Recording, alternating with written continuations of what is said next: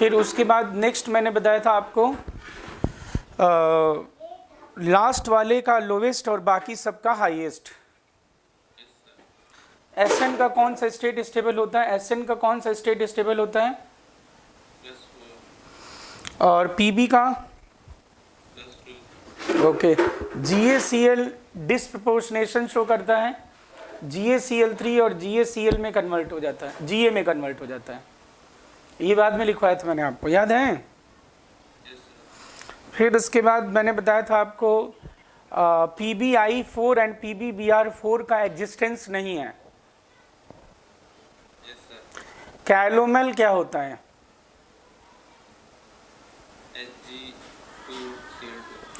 Corrosive sublimate. SnCl2 से अगर हम कोरोसिव सब्लिमेट को रिएक्ट कराएं तो क्या बनता है? पहले कैलोमेल प्लस SnCl4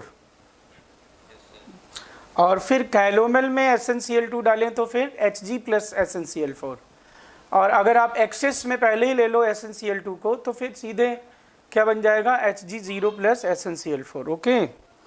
फिर उसमें मैंने आपको नेक्स्ट क्या बताया था? बोलो। Anhydride,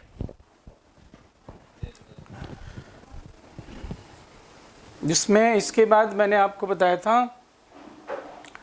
lattice energy. Lattice energy क्या बताया था? Lattice energy simply Q1 Q2 अपन आर स्क्वायर इंटू आर, मतलब Q1 Q2 अपन RC प्लस RA। ठीक है ना?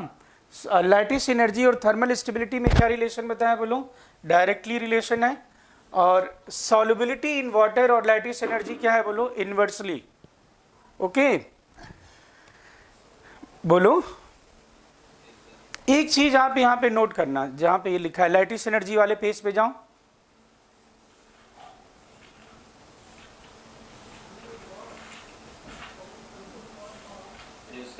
Lattice energy is more dependent on charge, on magnitude of charge on cation and anion. Lattice energy is more dependent on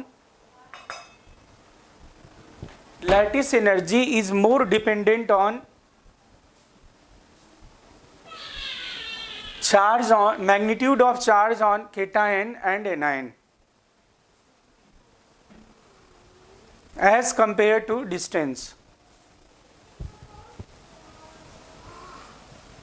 distance मतलब समझ गए ना? Radius या वे की बात।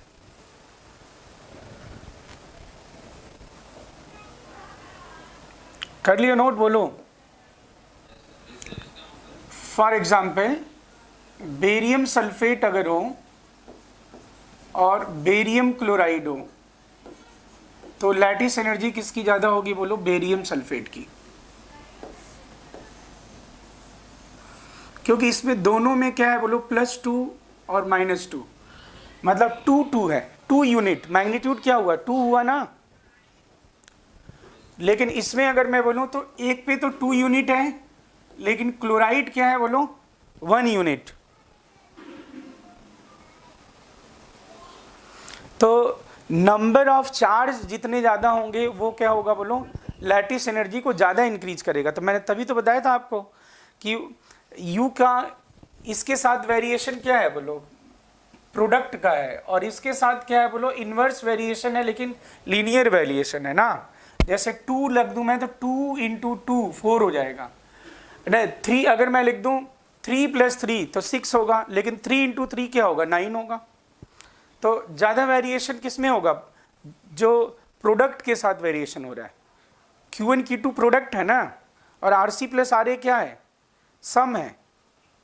तो सम और प्रोडक्ट में हमेशा क्या ज़्यादा होगा? प्रोडक्ट ज़्यादा आएगा ना। जैसे मैं 8 + 8 16, 8 × 8 बोलो, तब तो ज़्यादा variation.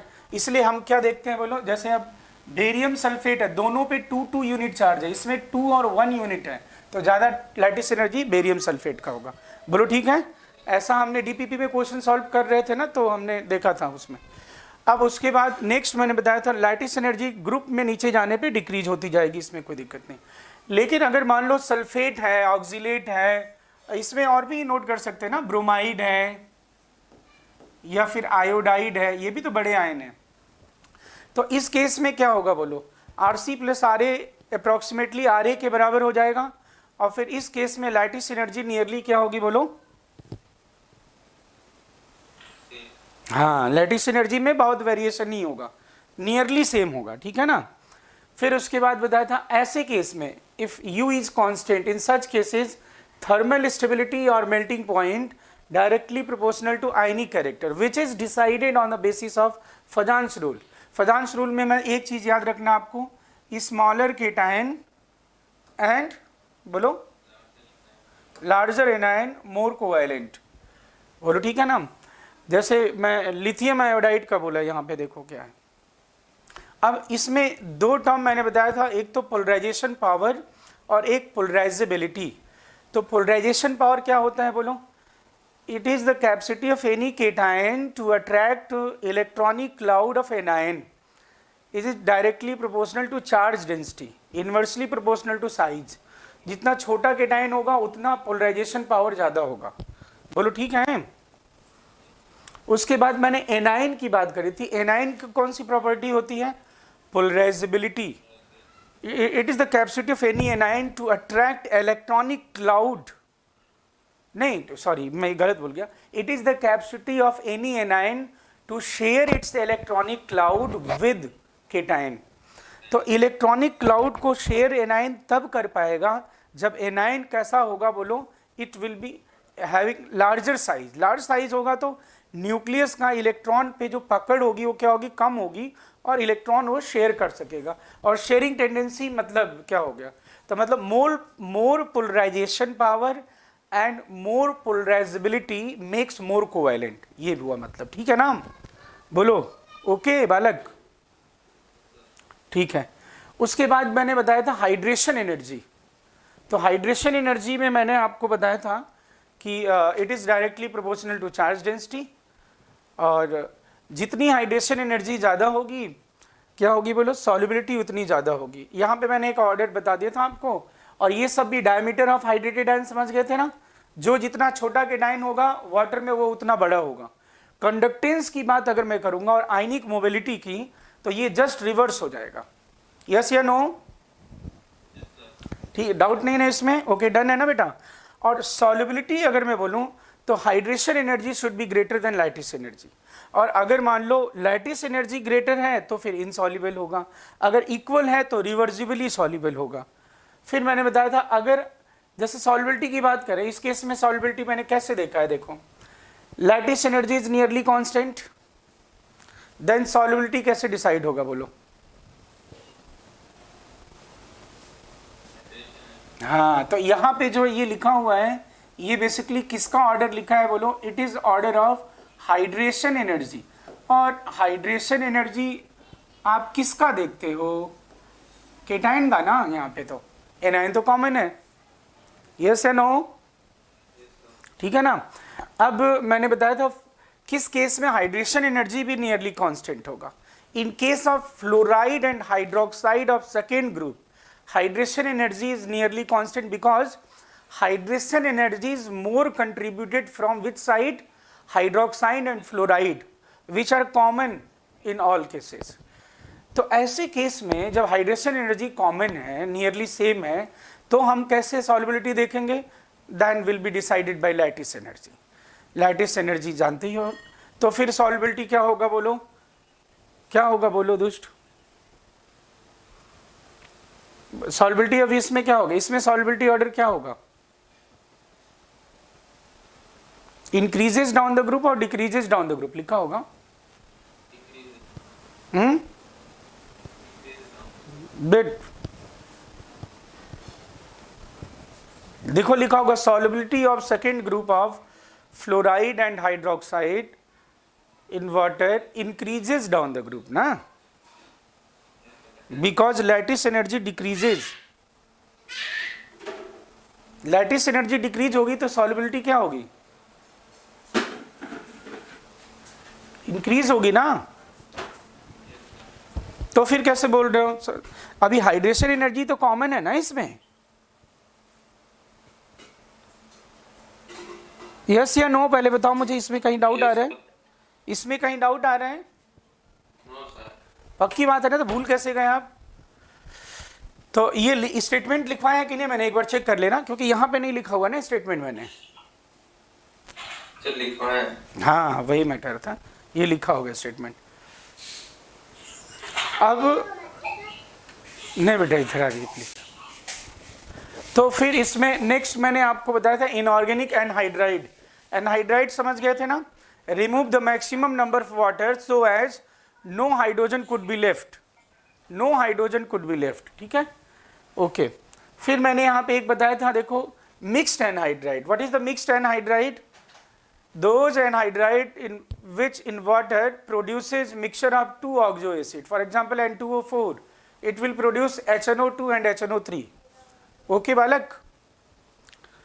Yes, sir. Condition for a given element to exist as an independent cation in aqueous medium, तो इसके लिए क्या होना चाहिए? Hydration energy should be greater than ionization energy. फिर मैंने बताया था जैसे बोरॉन B+3 के फॉर्म में नहीं एग्जिस्ट कर सकता। Why it cannot exist as a B+3? Because ionization energy is greater than hydration energy. फिर मैंने टर्म बताया था जबकि एल्युमिनियम एग्जिस्ट कर सकता है, डिसप्रपोर्शनेशन।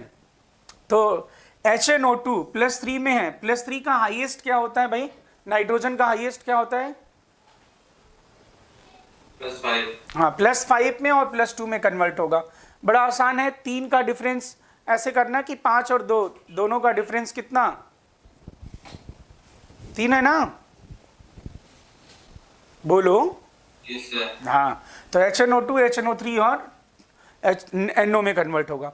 मैंने H2SO3 का बताया था आपको, ये किस में कन्वर्ट होता है? बोलो +4 का सल्फर का हाईएस्ट क्या होता है? +6। तो सल्फेट दोनों में बन जाएगा। Now what is the difference कि जब मेटल होगा तो लोवेस्ट में कन्वर्ट हो जाएगा, रिड्यूस हो जाएगा ये, क्योंकि डिस्पो में क्या होता है? डिस्पो में हायर और लोअर दोनों में कन्वर्ट होता है ना, तो लोवेस्ट इसमें -2 होगा, इसमें 0 होगा। बोलो समझ गए ये कि नहीं? Yes, sir. याद हो जाएगा। नाउ इसमें मैंने बताया था आपको HOCl को हीट करोगे तो HClO3 और HCl बनेगा, +1 से +5 में कन्वर्ट होता है। और HClO3 का जब करोगे ना तो HClO3 ये जो नंबर है उसका अगला क्या है? 4, HClO4। और ये जो 4 होगा ना, नहीं +7 की बात नहीं कर रहा हूँ, मैं कर रहा हूँ याद करने की बात, वो तो ऑटोमेटिक चेंज हो जाएगा, वो तो +5 से +7 होगा, वो तो छोड़ दो तुम। HClO3 को हीट करोगे तो क्या बनेगा? तो तुम +7 वगैरह मत सोचना, HClO4 में +7 है, वो तो कैलकुलेट हो जाएगा। और फिर ये जो 4 है ना नंबर, ये नंबर जो नेक्स्ट प्रोडक्ट बनेगा उसका ऑक्सीडेशन स्टेट होगा। देखो इसमें +4 है कि नहीं? Yes, sir. अब मैंने बताया था फास्फोरस वाले केस में बड़ा आसान है। फास्फोरस वाले में क्या करना है आपको?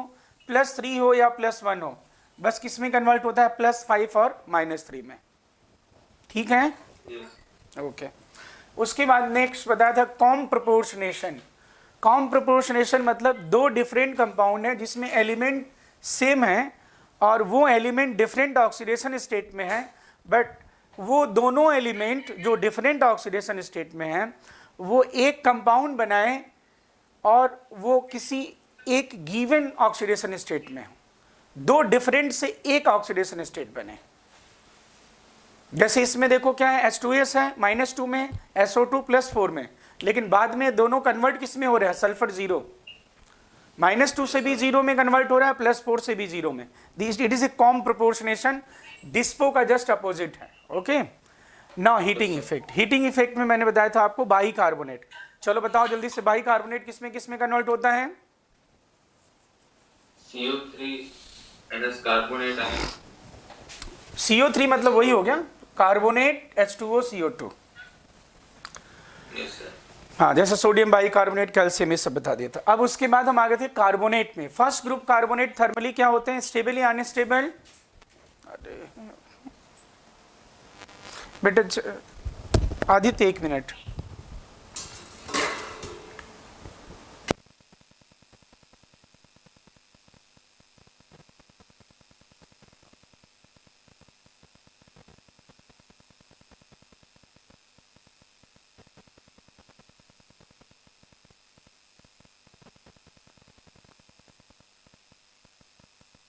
ग्रुप के कार्बोनेट थर्मली स्टेबल क्यों होते हैं बोलो? क्योंकि आयनिक नेचर। हाँ, आयनिक नेचर। फिर मैंने बताया था एक ऐसा है जो नहीं एक है जो टूट जाएगा, कौन है? Li2CO3 because of covalent nature, जान जाओगे, ठीक है। नाउ सेकेंड ग्रुप कार्बोनेट क्या होंगे बालक, बोलो आदित्य? Little unstable. हाँ, ये थोड़े से अनस्टेबल होंगे क्योंकि लेफ्ट से राइट जाने पे केटाइन की चार्ज डेंसिटी इंक्रीज होती है, क्योंकि साइज क्या होता है? साइज क्या होती है बोलो? डिक्रीज। हाँ, फिर अब ये कन्वर्ट हो जाएंगे MO और CO2 जनरल, ये डिकम्पोजिशन का पैटर्न है। तो जैसे कैलेमाइन, कैलेमाइन किस में कन्वर्ट होगा? ZnOCO2 में। कैलेमाइन नाम से पूछा जाएगा, ZnCO3 गिवन नहीं होगा। Now ZnO show the color temperature dependent color and the change in color is due to change in intercrystalline structure or due to loss of oxygen या due to F center formation। बोलो ठीक है? Yes sir. जो cool होगा वो white होगा, white लिखा ना, और जो हॉट होगा वो येलो होगा, ठीक है। और जो ये कूल वाला है इसको फिलोसफर्स वुल भी कहते हैं। नाउ PbCO3 PbO बनाएगा, ठीक है। अब ये किस में? PbO भी कन्वर्ट होता है दो में, कूल होगा तो येलो होगा और जिसे मैसिकॉट कहते हैं, और ये लिथार्ज कहते हैं, लिथार्ज रेड होगा, ठीक है ना। कलर वाला same, intercrystalline structure, F centre formation. Now silver और मरकरी के कार्बोनेट डायरेक्ट क्या देते हैं बोलो? फ्री फॉर्म देते हैं सिल्वर और मरकरी का, लेकिन मर्क्यूरस कार्बोनेट को हीट करने पे डिस्पो शो करता है, Hg भी मिलेगा, HgO और CO2।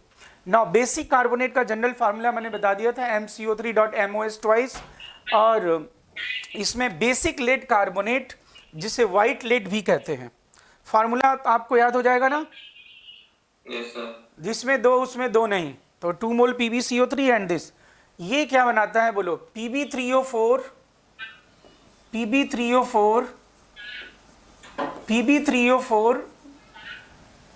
जिसे रेड लेड या फिर मैं बोलूं सिंदूर, सुना है ना सिंदूर? Yes sir. हाँ, तो सिंदूर भी है, यही होता है सिंदूर। PbCO4 CO and CO2, CO neutral है, CO2 एसिडिक है, एम्फोटेरिक है PbCO4, and PbCO is not normal oxide, it is mixed oxide. इसमें Pb दो स्टेट में है, +2 और +4 में, ठीक है ना? बोलो बालक? Yes sir. ओके ना? हाँ, ठीक है।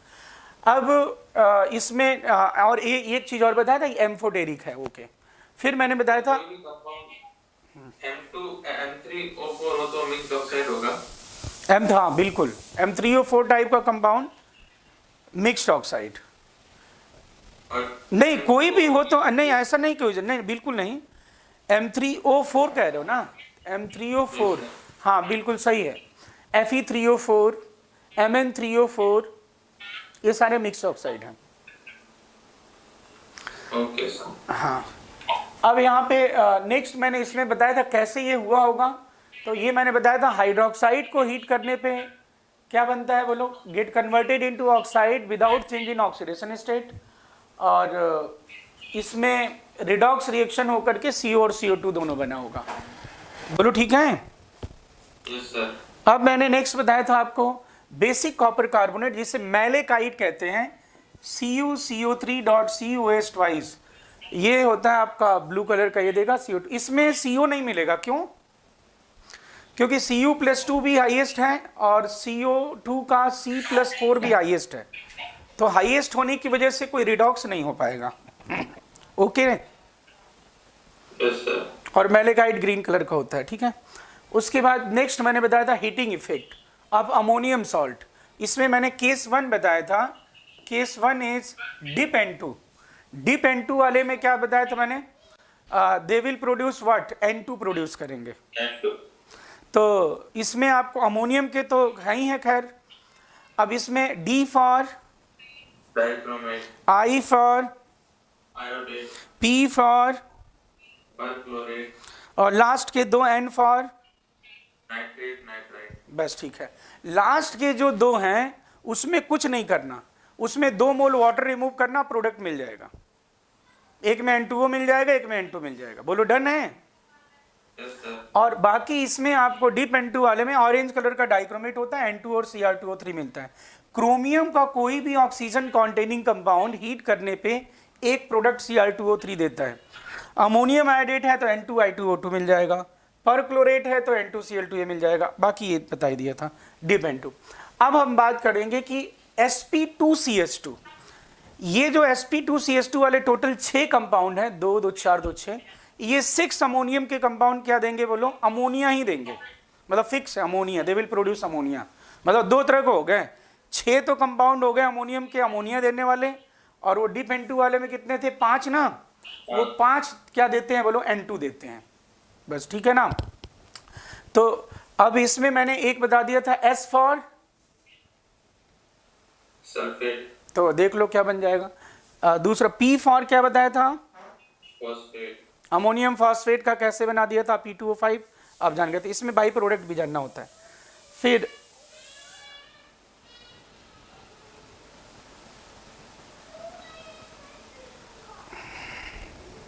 लास्ट यही बताया था ना।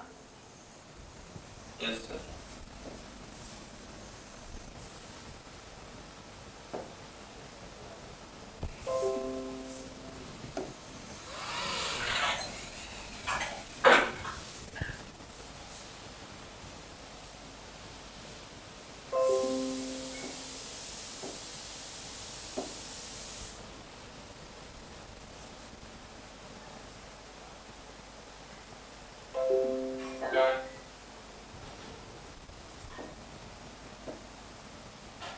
हाँ बालक, अब इसमें हम लोग कौन सा लिखने वाले हैं? थर्ड है ना? ठीक है, थर्ड है अमोनियम फॉस्फेट, हो गया था ना। क्या था? sp2, हाँ ये है मैग्नीशियम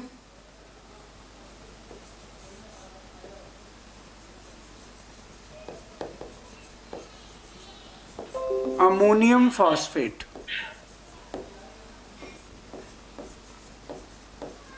है ये भी फॉस्फेट ही, लेकिन ये क्या है बोलूं? मैग्नीशियम अमोनियम फॉस्फेट है। अब मैग्नीशियम अमोनियम फॉस्फेट में फार्मूला क्या हो जाएगा? देखो MgNH4। फॉस्फेट पे कितना चार्ज होता है? -2, तो -3 है, तो साफ साफ पता चल गया होगा ना आपको। +2 +1 और -3। Okay, balance. yes, sir. ठीक है, मैग्नीशियम अमोनियम फॉस्फेट। अभी मैग्नीशियम अमोनियम फॉस्फेट को जब हम हीट करते हैं तो किस में कन्वर्ट होगा? It will be converted into pyrophosphate. अब पायरो आप जानते हो वर्ड क्या? तो पहले तो पायरो मुझे बताना पड़ेगा। पहले तो ये डायरेक्ट पहले यहाँ पे लिख लो, और फिर उसके बाद मैं आपको बताता हूँ। NH3 और ये बनेगा आपका Mg2P2O7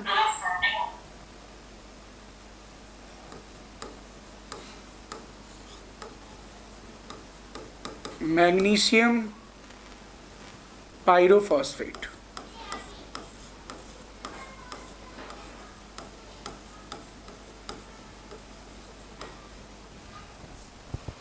जो कि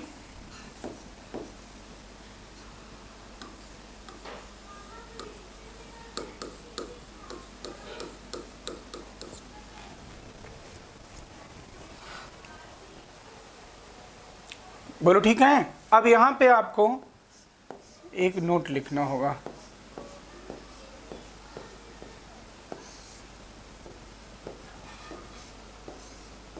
पायरो वर्ड अगर कहीं भी हो, what is pyro acid? Pyro acid का क्या मतलब है? चाहे पायरोफॉस्फोरिक हो, पायरोसल्फ्यूरिक हो, या कोई भी ऐसा। तो पायरो मीन्स क्या होता है? 2 मोल एसिड को लिखो ऐसा पायरो एसिड में,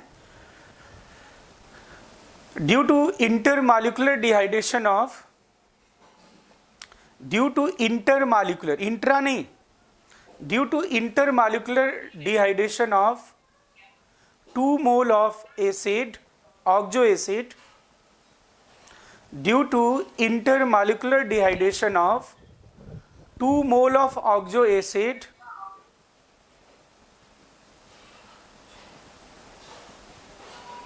Yes, sir. pyroacid is formed. Pyroacid is formed due to intermolecular dehydration of 2 mole of oxo acid. Pyroacid is formed. Sir, P2O5 भी pyroacid है. नहीं, पायरोसिड वो तो एनहाइड्राइड है. Yes, sir. एनहाइड्राइड तो वो एनहाइड्राइड तो मैंने बताया ना आपको, एनहाइड्राइड मतलब तो अलग ही हो गया ना. एनहाइड्राइड अलग चीज है, उसमें कोई भी हाइड्रोजन नहीं बचना चाहिए. बोलो.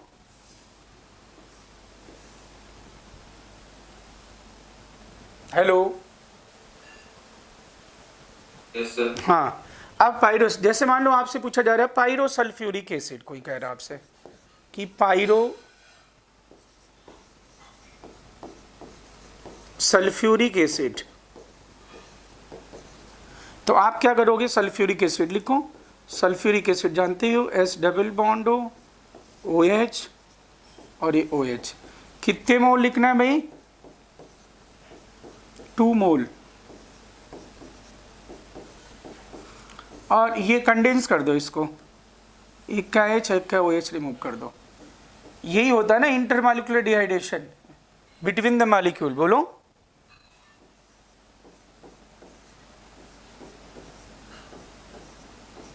ओ एच ओ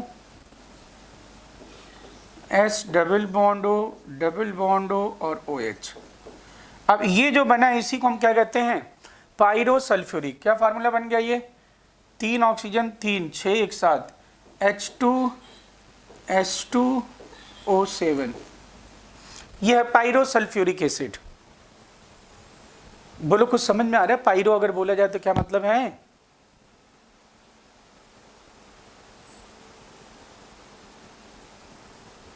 Yes, sir. 2 मोल ऑक्सो एसिड में से क्या रिमूव करना है? बोलो. H2O रिमूव कर देना. ठीक है. अब मान लो, ये नोट करो जल्दी से, फिर मैं इसे समझाऊं ना. अब कहीं भी पायरो वर्ड आएगा ना, पायरो एसिड, तो आप जाने पायरो फास्फोरिक का मान लो कोई बोल रहा है. ऑक्सो एसिड का मतलब तो समझते हो, जिसमें डबल बॉन्ड O भी हो और OH भी हो, उसे ऑक्सो एसिड कहते हैं. Oxo acid means A double bond O हो और OH हो. ऐसा कोई भी एसिड क्या कहलाता है? बोलो. ऐसे एसिड को हम क्या कहते हैं? Oxo acid.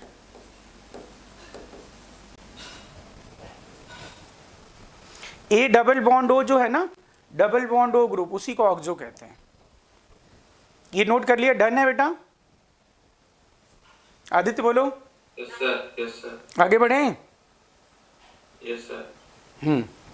अब मान लो आपसे कोई कह रहा है pyrophosphoric acid. Pyrophosphoric acid,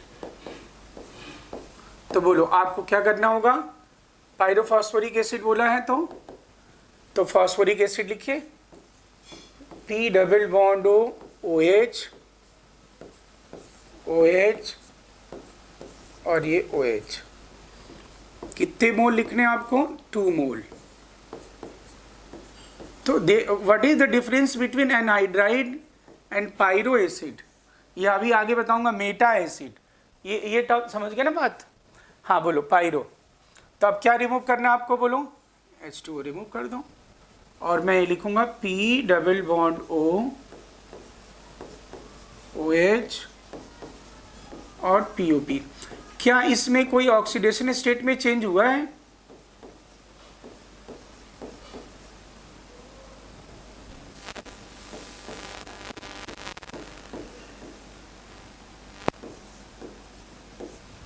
oxidation state में कोई चेंज हुआ है? बोलो.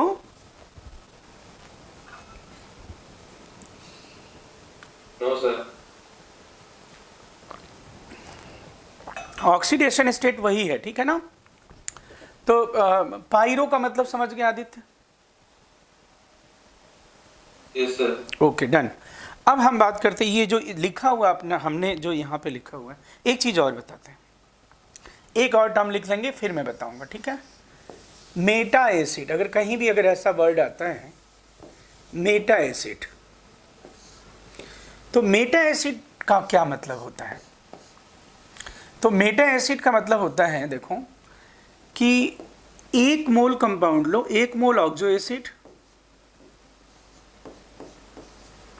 एक मोल ऑक्सो एसिड लिया और H2O रिमूव किया, और ये जो बनेगा फिर वो क्या है बोलो, इट इज मेटा एसिड। तो ऐसा लिखिए, due to intramolecular dehydration, due to intramolecular dehydration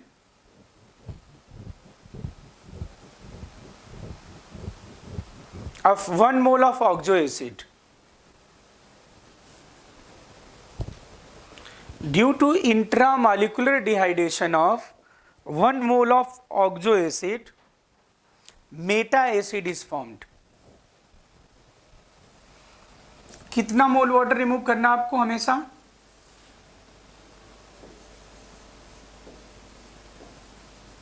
always, 1 mole. हाँ, ऑलवेज रिमूव 1 मोल H2O। और ये कैसा, मैं यहाँ भी मेंशन कर दूं, इट इज इंटरमॉलिक्यूलर डिहाइड्रेशन और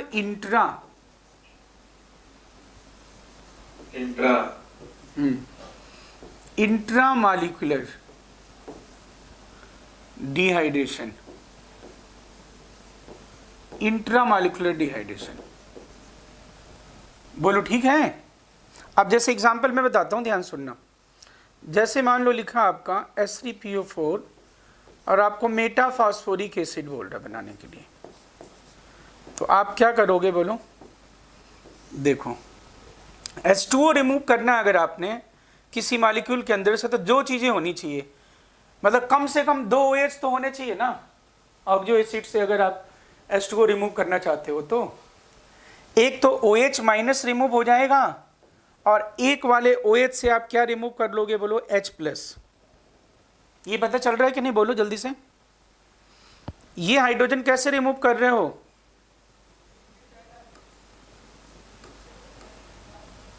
H+. और ये OH कैसे रिमूव कर रहे हो? OH-. तो OH माइनस रिमूव होगा तो P फास्फोरस का ऑर्बिटल खाली होगा, तो इधर से P पाई D पाई करा दूंगा। Yes, sir. तो ये अब जो बना है ना, देखो P डबल बॉन्ड O, और एक और क्या बन जाएगा बोलो? आदित्य बोलते चलो, डबल बॉन्ड O और बन गया ना, और H2O रिमूव हो गया। अब ये जो बना है ना HPO3, HPO3 हुआ ना फार्मूला, देखो तो ये इसी को हम क्या कहते हैं? It is known as meta. अब बाकी ये तो आप जानते ही हो, नाइट्रोजन फैमिली में आएगा, सारे ऑक्सो एसिड एक जगह, अ सीरीज फास्फोरिक एसिड। बोलो मेटा का मतलब समझ गए क्या? बोलो जल्दी से। Yes, sir. तो अगर बोरिक एसिड से बनाना है मेटा बोरिक एसिड, तो क्या बनाओगे अभी बताओ मुझे? चलो ये पहले नोट करो फिर।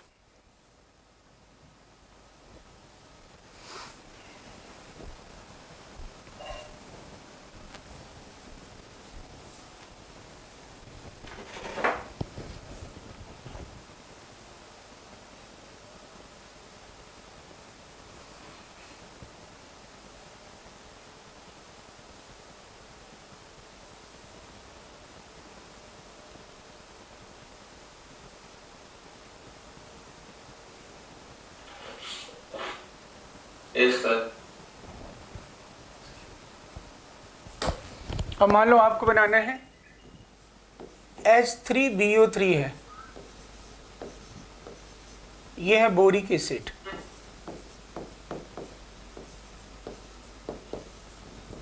अब आपको मेटा बोरिक एसिड बनाना है, तो क्या बनाओगे जल्दी से बताओ?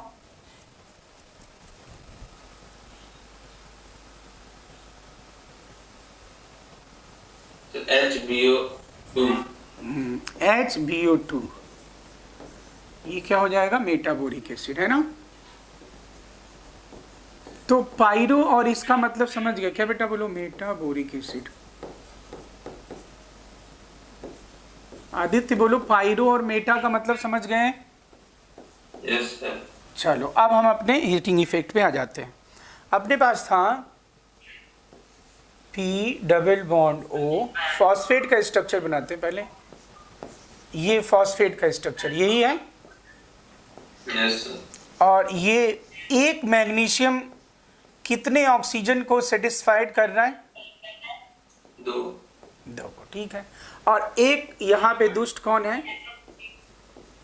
अमोनियम, ठीक है ना? Yes sir. हाँ ठीक है।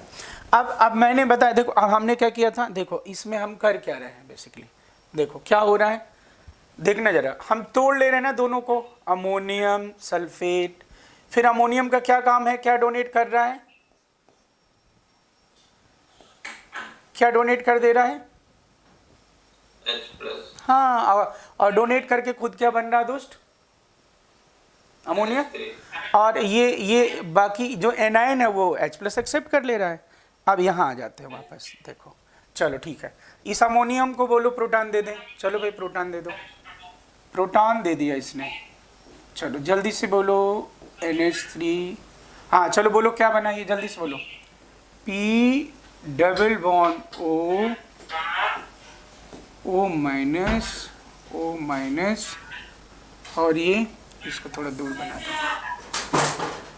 P double bond O minus,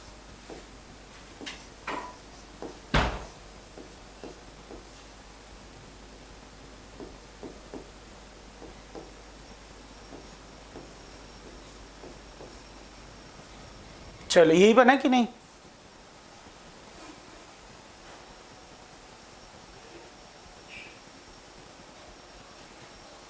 अरे बोलते नहीं दोस्त। Aditya, yes sir. हाँ अब ये बताओ मुझे, क्या ये डिहाइड्रेशन इंट्रामॉलिक्यूलर शो कर सकता है क्या? Can it show intramolecular dehydration? In order to show intramolecular dehydration मैंने क्या बताया था, कम से कम कितने OH होने चाहिए? कम से कम बताया था ना अभी, 2 OH। क्या ये वाटर रिमूव कर सकता है? कैसे वाटर रिमूव करे बता दो मुझे। इंट्रामॉलिक्यूलर कर सकता है, नहीं कर सकता? Yes sir. क्या क्या यस सर, पूरा बोलो ना तुम सही से। इंट्रामॉलिक्यूलर करेगा या इंटरमॉलिक्यूलर करना होगा? इंटर।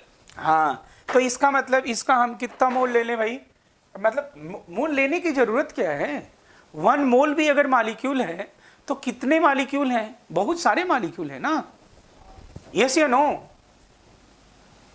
Yes sir. तो अब मैं इसका एक मॉलिक्यूल, ऐसे तो बहुत सारे होंगे, अवोगाड्रो नंबर मॉलिक्यूल होंगे, तो ये OH और O माइनस और O माइनस, और यहां पे लिख दिया मैंने Mg+2। अब बोलो ये 2 हो गए। अब बताओ, it cannot show intramolecular dehydration. तो अब देखो ये क्या कर रहा है, अब बोलो ये क्या बना, चलो बोलो फटाक से। P double, 2 molecule oxo acid के अगर डिहाइड्रेशन शो करते हैं तो उसे हम क्या कहते हैं? उस वो जो एसिड बनेगा उसे मेटा कहते हैं कि पायरो कहते हैं? बताओ।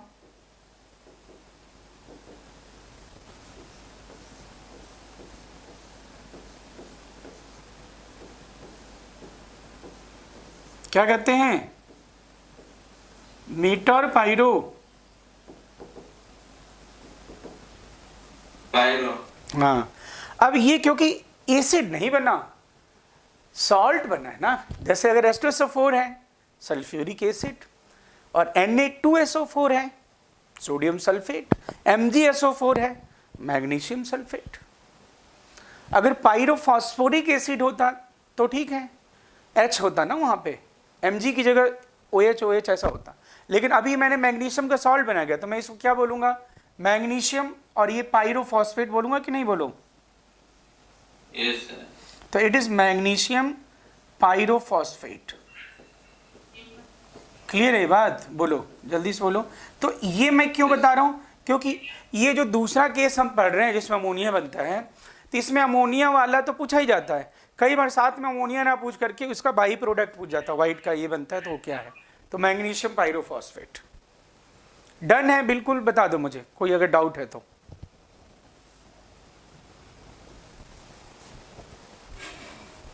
आदित्य बोलो, क्या बोल नहीं रहा तुम दुष्ट? यस सर, नोट कर रहा हूँ।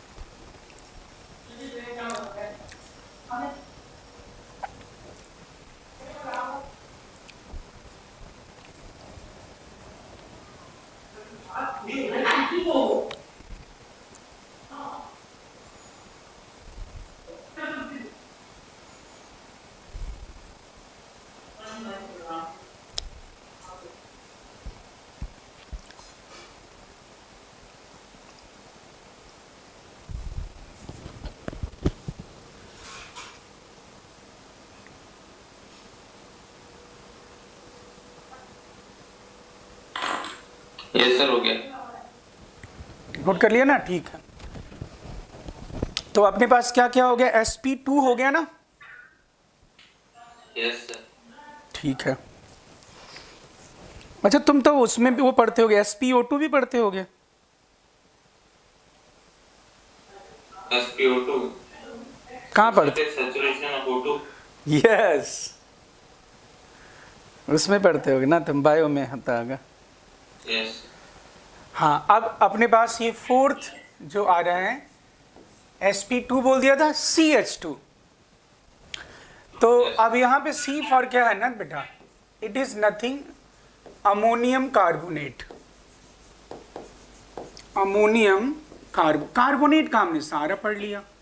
कार्बोनेट का अब तुम बनाओगे, देखते कैसे बनाते हो। अब मान लो अमोनियम कार्बोनेट लिखा मैंने, तो क्या लिखूंगा? NH4 ट्वाइस और CO3। अब इसको तुम तोड़ लो, चलो बताओ, चलो अपने मन से किसमें तोड़ोगे, चलो बताओ, कोशिश करो। पहले इसको ब्रेक करके प्रोटॉन ट्रांसफर कर लो और फिर देखो क्या बनता है।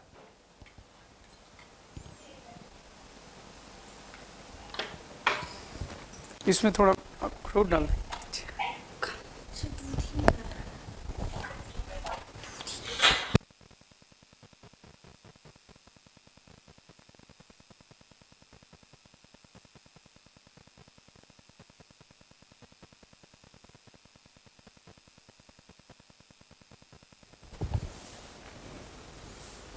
बोलो।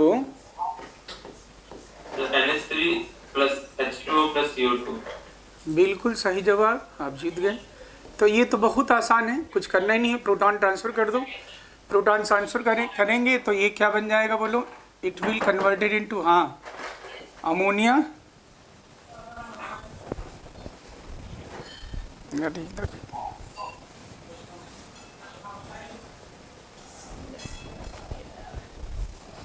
ये क्या बन जाएगा? अमोनिया प्लस क्या बना? H2CO3, और H2CO3 फिर टूट जाएगा किसमें?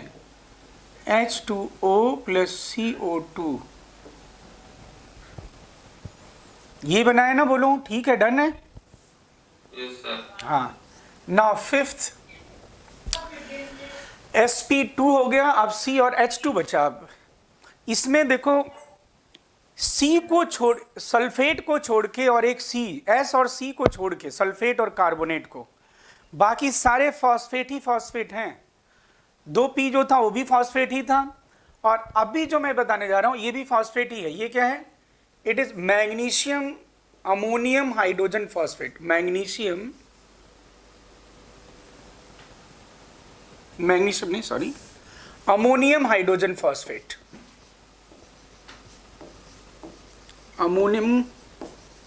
अमोनियम तो खैर सब में कॉमन है, ammonium hydrogen phosphate, hydrogen phosphate, हाँ, ammonium hydrogen phosphate.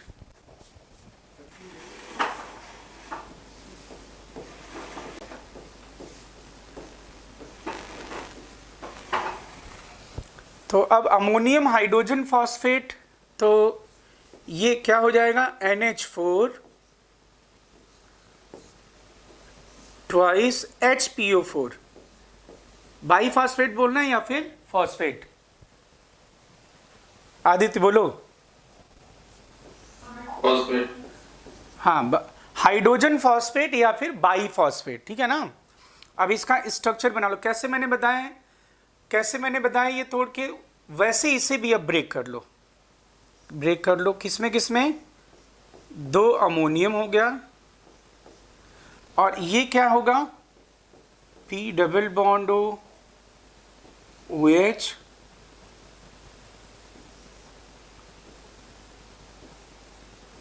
O minus, यही होगा कि नहीं, बोलो आदित्य। H3PO4।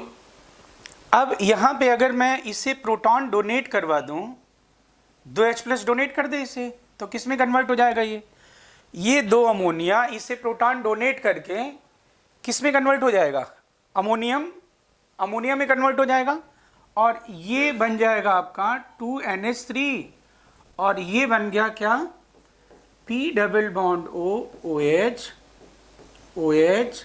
और OH। और अभी मैंने तुम्हें क्या बताया है, बोलो, मेटा और पायरो, अभी बताया था ना।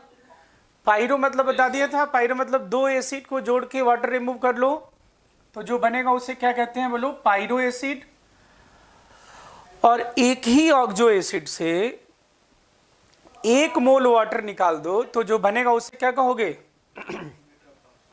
मेटा एसिड, बोलो, ठीक है ना। अब बताओ, मैंने ये बताया था कि इंट्रामॉलिक्यूलर डिहाइड्रेशन करने के लिए कम से कम कितने OH होने चाहिए, 2 OH होने, तो इसमें 2 OH, तो क्या 3 OH है ना, तो इसमें इंट्रामॉलिक्यूलर डिहाइड्रेशन हो जाएगा कि नहीं, हो जाएगा। तो चलो इंट्रामॉलिक्यूलर डिहाइड्रेशन करो। क्या बताया था मैंने, क्या क्या रिमूव करना है, OH माइनस, फास्फोरस का d ऑर्बिटल खाली हुआ, इधर से p पाई d पाई कर दो। अब बोलो ये क्या बन गया, P double bond O OH double bond O, और क्या रिमूव हो गया, H2O। तो अगर हम अमोनियम हाइड्रोजन फॉस्फेट को हीट करते हैं तो क्या बनेगा, अमोनिया प्लस क्या बनेगा, मेटा फॉस्फोरिक एसिड HPO3। बोलो डाउट इसमें, नो सर। हाँ, ये नोट करो जल्दी से।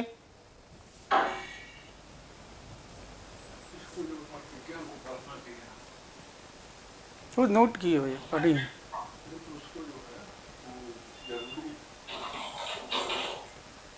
हाँ आदित्य नोट कर लिया, यस सर। डन है ना। अब लास्ट बचा, क्या था अपना कोड था भाई Sp2CH2, तो अब ये 6th वाला है, 6 है ना, इसमें भी हाइड्रोजन है। Yes sir. अब इसमें मैं तुम्हें साफ साफ बोल रहा हूं, ध्यान से सुनना, इसमें S तो क्या हो गया था, मैंने क्या बताया था, सल्फेट, सल्फेट। और C क्या था, कार्बोनेट, और बाकी ये जितने भी हैं, P हो ये वाला या फिर ये सारे फॉस्फेट हैं, ये फॉस्फेट हैं, और ये क्या है, हाइड्रोजन फॉस्फेट है, मतलब 4 कंपाउंड वो वाले, ठीक ना। तो अब अगले पेज पे बढ़ते हैं, लास्ट वाला बताता हूं, देखो। अब ये लास्ट जो है ये बहुत आसान है, ये तो नाम ही एनसीईआरटी में भी दिया हुआ है, सोडियम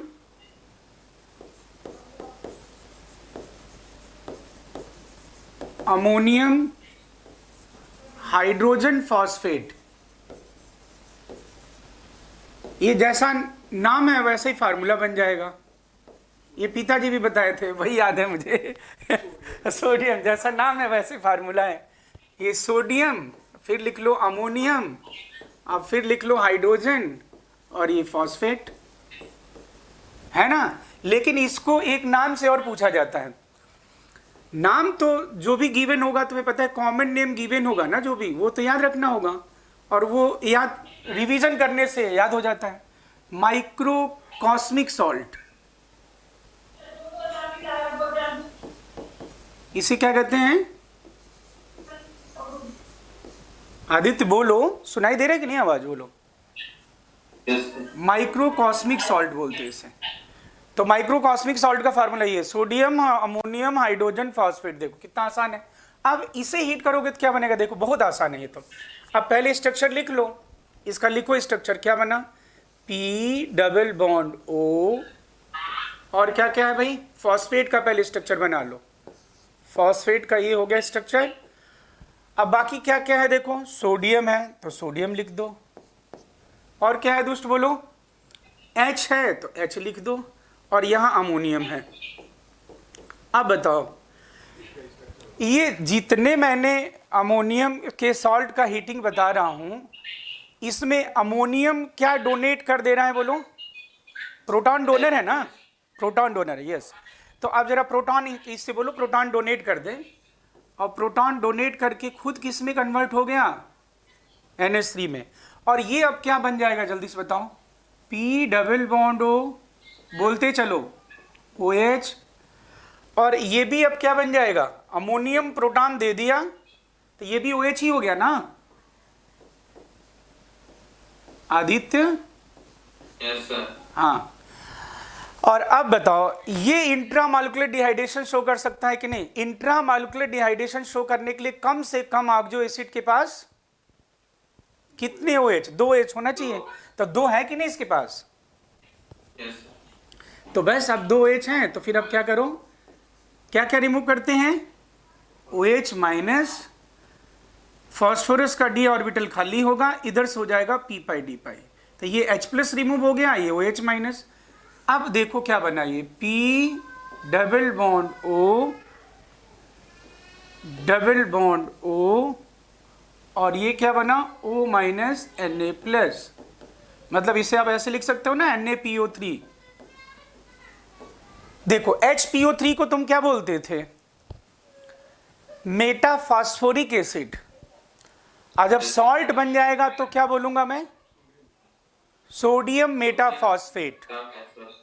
सोडियम मेटाफॉस्फेट, हमेशा 8 आ जाएगा ना, जैसे सल्फ्यूरिक एसिड। अब तुम सोडियम लगा दोगे क्या होगा? सोडियम सल्फेट, मैग्नीशियम सल्फेट, है कि नहीं? तो ये जो बना है, अब ये बहुत इंपॉर्टेंट है। अभी हीट कर क्या क्या बन गया बोलो? अमोनिया बन गया, और क्या बन गया? NaPO3।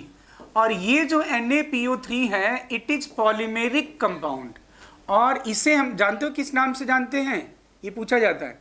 इसे फॉस्फेट बीट भी कहते हैं। जैसे बोरेक्स बीट टेस्ट बताऊंगा, बोरॉन फैमिली में सुना है ना तुमने? Yes sir. वैसे फॉस्फेट बीट इसे बोलते हैं।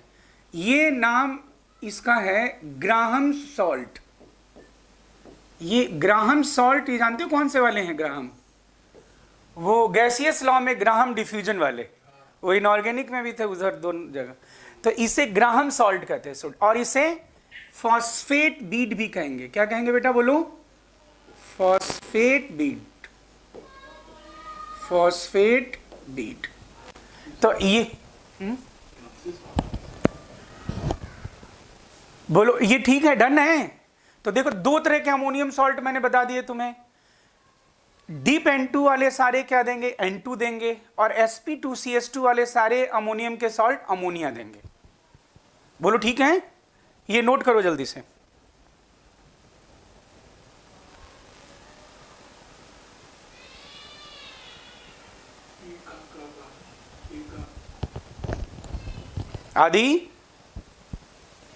आदित्य,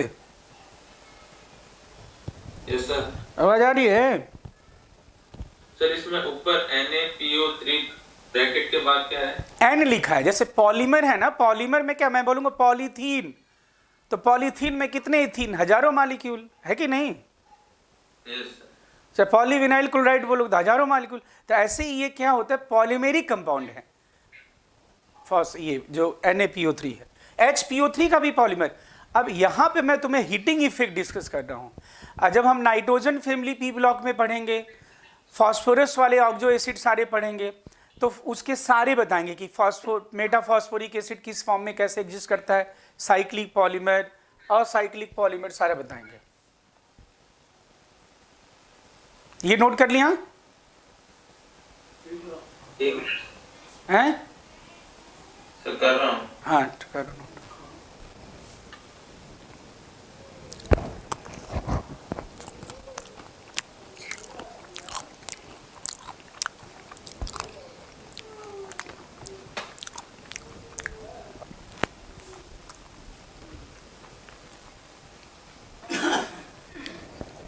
डन है? Yes sir. तो चलो एक बार और बोल दो, क्या बता दिया था मैंने।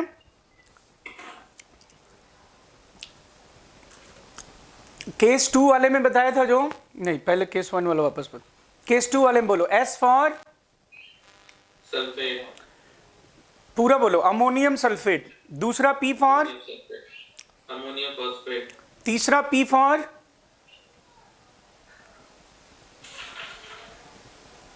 मैग्नीशियम अमोनियम फॉस्फेट, फॉस्फेट, और उससे मैग्नीशियम पाइरोफॉस्फेट बनेगा बाई प्रोडक्ट। हाँ, और अब बोलो C फॉर, कार्बोनेट, और लास्ट के 2 हाइड्रोजन क्या बताया था बोलो, अमोनियम हाइड्रोजन फॉस्फेट, और लास्ट में क्या बताया, हाइड्रोजन फॉस्फेट। हाँ बस ये। अब यहाँ पे तुम ध्यान देना, जब तुम दूसरा वाला ये कंपाउंड का हीटिंग लिख रहे थे, तो इसमें भी देखो ये कहाँ गया, हाँ इसमें तुमने प्रोटॉन डोनेट करके क्या बनाया था, S3P, 3 अमोनियम है, PO4 को डोनेट करेंगे तो S3PO4 ही तो बनता, बोलो यस या नो। Yes sir. लेकिन तुमने यहाँ पे P2O5 बना दिया इसका, एनहाइड्राइड। यहाँ पे मेटा एसिड नहीं बनाया, एनहाइड्राइड मतलब ऑक्सो एसिड से इतने वाटर रिमूव करना है कि कोई हाइड्रोजन बचे ना, दैट इज एनहाइड्राइड ना। Yes sir. अब जरा इधर पहुंचना, जिससे कि तुम्हें बाद में पेपर में न डाउट हो। अब इसमें भी जो, हाँ यहां पे आओ, यहां भी देखना जरा क्या बना है ये, क्या ये S3PO4 नहीं है? Yes sir. ये भी तो S3PO4 है, लेकिन मैंने यहां पे क्या बनाया है बोलो, यहां पे मैंने HPO3 बनाया है, मेटा एसिड, मेटा एसिड। और यहां पे मैंने क्या किया है, यहां पे P2O5 बना दिया है।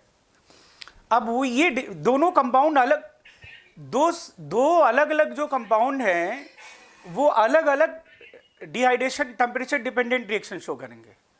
अब इसमें तुम्हें बस मैं बता दूंगा कोरिलेट करके कि कैसे तुम याद रखोगे, क्योंकि इसमें ऑर्गेनिक जैसा बहुत सारा मैकेनिज्म नहीं होगा। अब इसमें तुम कैसे याद रखोगे, दोनों में S3PO4 बन रहा है, ध्यान रखना, अमोनियम फॉस्फेट में और कहां पे, अमोनियम हाइड्रोजन फॉस्फेट में। Ammonium hydrogen. हाँ अब सुनना ध्यान से, अमोनियम के बाहर यहां पे क्या है, सिर्फ फास्फोरस वाला है कि नहीं बोलो। Yes yes. और इधर आओ, इधर आओ, यहां इसमें बोलो क्या है अमोनियम के बाहर, हाइड्रोजन फॉस्फेट। भाई इसी दोनों में डाउट है ना, बाकी में सब में तो क्लियर है, क्योंकि इन दोनों में S3PO4 बन रहा है और S3PO4 बन रहा है दोनों में, लेकिन एक में मैं P2O5 बना रहा हूं और एक में HPO3 बना रहा हूं। तो तुम याद रखना HPO4 वाले में क्या बनेगा, HPO3, और जिसमें फॉस्फोरस है केवल, जिसमें सिर्फ फॉस्फोरस है उसमें P2O5 बनेगा। बस ये याद रखना पड़ेगा। बोलो ठीक है, यस सर। समझ गए जो मैंने बात बोली। Yes sir. हाँ ठीक है। अब मैंने जो ये वाला बताया था एक बार और बोल दो, चलो बोलो, ये डिप N2 वाले सारे N2 देंगे, तो बोलो क्या बताया था, D for, dichromate, I for, iodate, P for perchlorate, last के दो N फॉर, nitrate, nitrite. हाँ बस। तो ये अमोनियम के सॉल्ट का हीटिंग आ गया कि कैसे क्या करते हैं। ये कौन सा केस था बोलो? Second, अब हीटिंग ऑफ, अब मैं यहां पे बताने जा रहा हूं तुम्हें heating of nitrates, heating of nitrates, ठीक है। अब हीटिंग, C, हाँ जो भी है सेट तुम लिख देना, सेट सी लिख दो। हीटिंग ऑफ नाइट्रेट्स, तो इसमें हमें दो पढ़ना है बेटा। एक तो हमें पढ़ना है फर्स्ट ग्रुप नाइट्रेट का, फर्स्ट ग्रुप नाइट्रेट। तो ये फर्स्ट ग्रुप वाले क्या होते हैं, आयनिक होते हैं कि कोवैलेंट होते हैं? ionic, ठीक है, अगर आयनिक होंगे तो थर्मली स्टेबल होंगे कि अनस्टेबल होंगे? stable. यस। तो इनका जो जनरल पैटर्न होगा, अब आयनिक बॉन्ड और कोवैलेंट बॉन्ड में तुम्हें पता ही है, आयनिक बॉन्ड होगा ना स्ट्रॉन्ग। Yes, sir. तो अब देखो, अगर तुम MnO3 को, ये MnO3 में लिख रहा हूं, MnO3 मतलब यहां पे M प्लस, यहां पे क्या है ये सोडियम, पोटेशियम, रुबिडियम, सीजियम, ये सब, बोलो ठीक है। इसे अगर आप हीट करते हो तो अब कैसे ब्रेक करोगे, क्या बनाओगे? जनरल पैटर्न है क्लीवेज का इसका।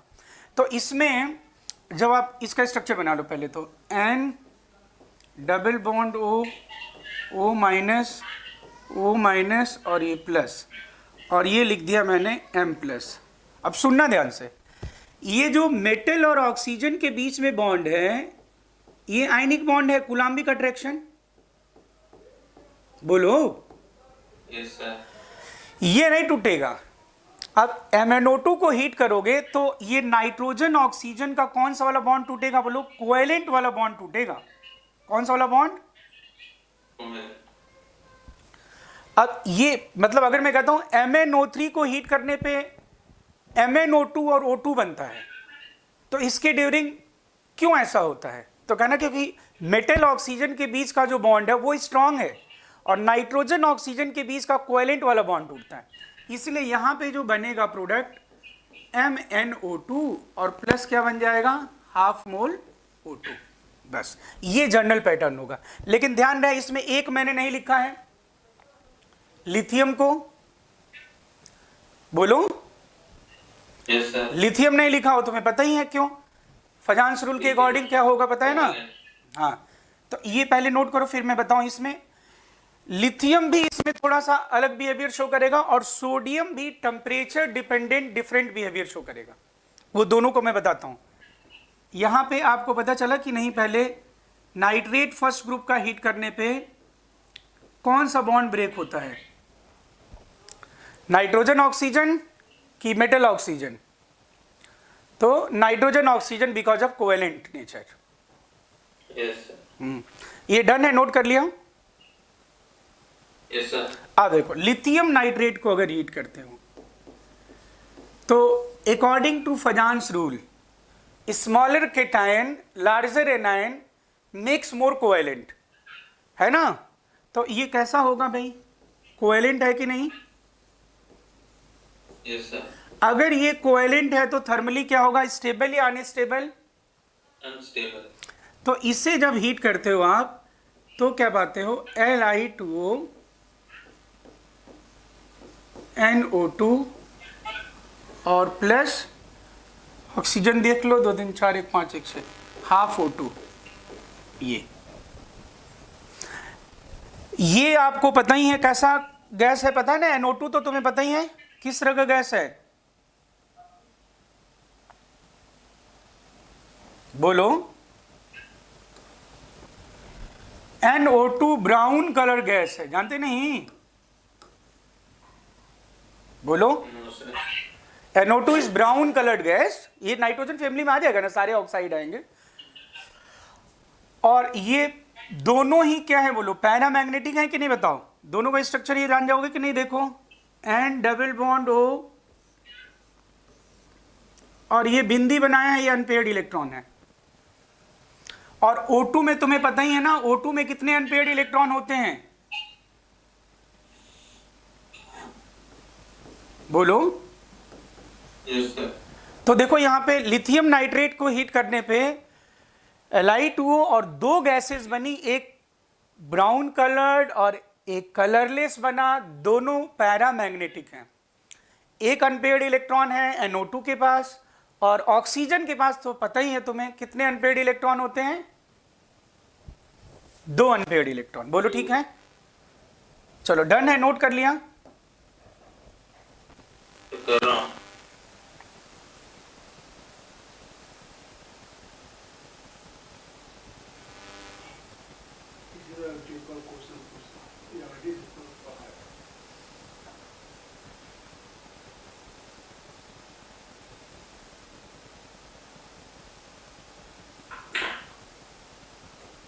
सर आज ये टॉपिक खत्म हो जाएगा? इसमें अभी ये कल ऐसा करेंगे, 2 घंटे क्लास ले लेंगे, ठीक ना, तो कल कंप्लीट हो जाएगा ये। अभी इसमें बहुत सारे हैं ना, क्लोराइड्स हैं, हैलाइड्स हैं, फिर सल्फेट है, फिर ऑक्साइड है, फिर एसिड है, ठीक है, 3 है, 3 और हैं, 3 4 है। अभी जितने हीटिंग इफेक्ट होंगे ना, पी ब्लॉक हो चाहे एस ब्लॉक हो, चाहे हाइड्रोजन हो, चाहे डीएफ ब्लॉक हो, चाहे मेटलर्जी हो, सभी का हीटिंग इफेक्ट एक ही जगह है। ये नोट कर लिया, बोलो डन है। ओके अब इसमें लिथियम के बाद जो कोवेलेंट नेचर होगा वो कौन सा होगा, बॉर्डर लाइन पे होगा NaNO3। तो NaNO3 को अगर हम 500 डिग्री सेल्सियस तक हीट करते हैं तब तो ये बनता है आपका NaNO2 प्लस हाफ O2, ठीक है। लेकिन अगर इसे आप 800, बहुत इंपॉर्टेंट है ये, जे में भी आ चुका है, अजय के क्वेश्चन तुम लोगों को नीट में रिपीट होते हैं, इस पे हीट करते हो तो ये पूरा टूट जाता है, किसमें सोडियम ऑक्साइड, ऑक्सीजन और किसमें, नाइट्रोजन में।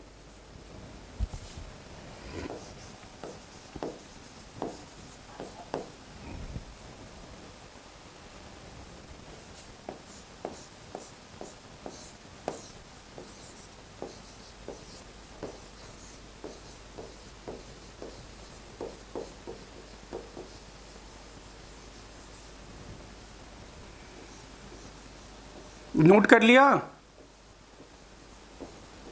आदित्य? एक सेकेंड। हाँ, अभी जो सेकेंड ग्रुप नाइट्रेट होगा उसका कोवेलेंट नेचर क्या होगा, थोड़ा ज़्यादा होगा ना, क्योंकि लेफ्ट से राइट जाने पे केटायन का साइज क्या होता है, डिक्रीज होता है ना थोड़ा। Yes sir. तो पोलराइजेशन पावर क्या होगा, इंक्रीज हो जाएगा, इसलिए कोवेलेंट होगा। तो ये जो क्लीवेज है ये बिल्कुल कार्बोनेट की तरह है। तुम जरा कार्बोनेट को बोलना, कार्बोनेट वाला बोलना, किसमें किसमें कन्वर्ट होता है कार्बोनेट, MCO3 किसमें MoCO2, यही ना है। तो अब इसमें भी वैसे ही बनाना है, MO और CO2 की जगह क्या लिखना,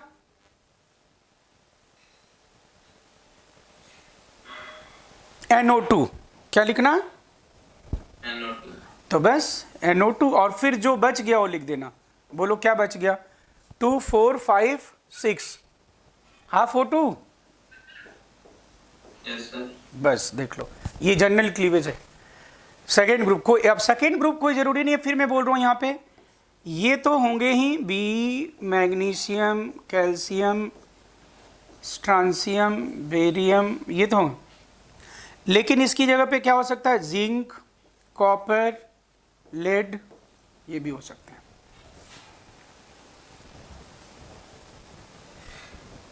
बोलो ठीक है। Yes sir. अब कल का टाइम बोलो, मेरी अभी 10:15 क्लास है मेरी, कल का टाइम बोलो जिससे कल मैं कंप्लीट कर दूं, 2 घंटे 3 घंटे लेकर कंप्लीट कर दो हीटिंग इफेक्ट। सर सुबह तो 8 से 9 है क्लास फिजिक्स की। ठीक है, हाँ तो हो गया, 9 बजे फ्री हो गया ना। Yes sir. तो कल क्लास अपनी हो जाएगी 9 to 10 कर लूँगा, फिर 10 से 11 उस एक और बच्चे का है, आज उसका 2 घंटे का रखा है मैंने। तो कल हम क्या करेंगे, एक तो 9 तो रहेगा ही, और बाकी मैं क्या करूँगा तुम्हें इन्फॉर्म कर दूंगा, फिर उसके बाद क्लास लेके ब्रेक करके फिर 2 घंटे की क्लास ले लूँगा, जिससे हीटिंग इफेक्ट कंप्लीट कर दूँ, टॉपिक शुरू कर दूँ, चैप्टर शुरू कर दूँ। ठीक है, ठीक है, आज मैं DPP भेज दूंगा। ठीक है, ओके ठीक। ओके बेटा।